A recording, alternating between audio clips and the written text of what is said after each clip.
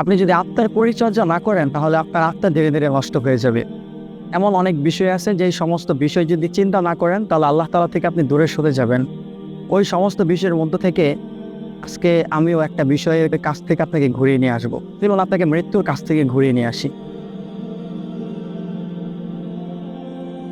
আপনার হায়াত শেষ হয়ে যাবে, একদিন হঠাৎ করে আপনি মারা যাবেন। আপনার লাশের চারপাশে বসে আপনার মা বাবা ভাই বোন চাচা চাচি আত্মীয় স্বজন এলাকার কিছু মানুষ এসে ভিড়ে জমাবে। তারা খুব করে হাহুতাশ করে কান্না করতে থাকবে। আপনার মা পাগলের মতো আপনার জন্ম কান্না করতে থাকবে। এই যে আপনি মারা গেছেন, আপনার বাবাও না পাগলের মতো কান্না করতেছে। হয়তোবা তখন আপনি বুঝতে পারবেন যে আপনার মা বাবা আসলে আপনাকে কতটা ভালোবাসে। আপনার জন্য প্রত্যেকটা মানুষ চোখ থেকে পানি বের করে কান্না করতেছে। আপনার নিথর দেহটা বাসার কোনো এক কোণে পড়ে রয়েছে। আপনার লাশটাকে গোসল করানো হবে। গোসল করানো শেষে কাফনের কাপড়ে জড়িয়ে তার লাশটা আবার রাখা হবে খাটিয়াতে। পুরুষদের জন্য 3 টুকরো কাপড়, মহিলাদের জন্য 5 টুকরো কাপড়। এইটুকু দিয়ে তার লাশটাকে ঢেকে রাখা হবে। তার লাশটা রাখা হবে, মানুষজন আসবে, দেখবে, দোয়া করবে। কিছুক্ষণ পরে আপনার জানাজা হবে। জানাজার জন্য নির্ধারিত স্থানে নিয়ে যাওয়া হবে। কান্না করতে থাকবে সবাই।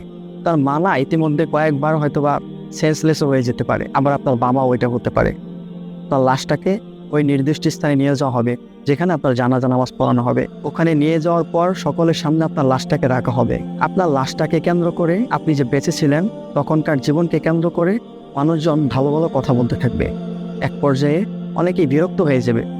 জানা ছিল 11:30টায়, 35 বেজে গেছে, কেন তাড়াতাড়ি জানাজা পড়ে না? 5 মিনিট দেরি হয়েছে কেন শুরু করেন? তারা না অভিযুক্ত হবে।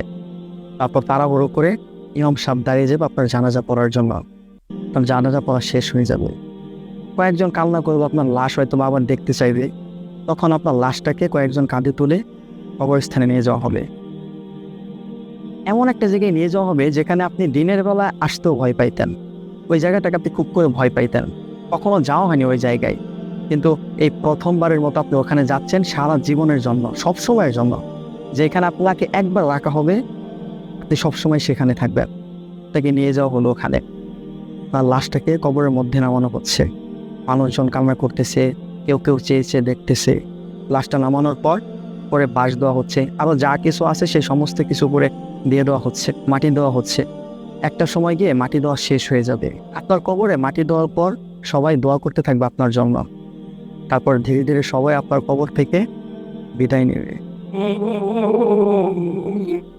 আপনি কি ভাবছেন যে এটা কাল্পনিক একটা গল্প শুনিয়েছি আপনাকে, বা আমি কোনো জায়গা থেকে মুখস্থ করে এসে তারপর আপনাকে শোনাচ্ছি, বা অন্য কারোর জীবনে ঘটে গেছে ওইটা আপনাকে শোনাচ্ছি, যেটা আপনার সাথে ঘটবে না এমন কোনো বিষয় না। বরং এটা সেই বিষয় যে বিষয় আপনার সাথে ঘটে যাবে, সুনিশ্চিতভাবে ঘটে যাবে। একদম সুনিশ্চিতভাবে আপনার সাথেও হবে।